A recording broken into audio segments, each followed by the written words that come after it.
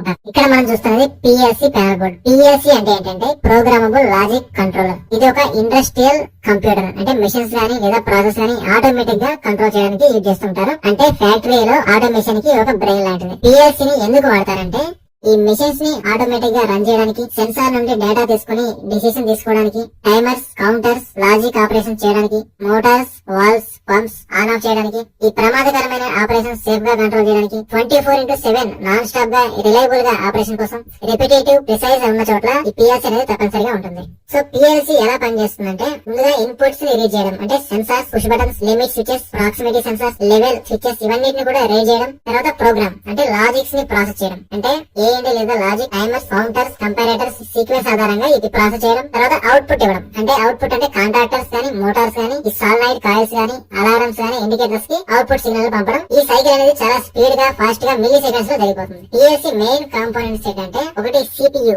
Digital input module, అంటే push buttons, switches, sensors నుండి signal తీసుకుంటుంది. అలాగే డిజిటల్ అవుట్పుట్ మాడ్యూల్ అంటే కాంటాక్టర్స్, రిలేస్ లేదా ల్యాంప్ వీటన్నిటిని కంట్రోల్ చేస్తుంది. తర్వాత టెంపరేచర్, ప్రెషర్, ఫ్లో సెన్సార్ గా చెప్పుకోవచ్చు.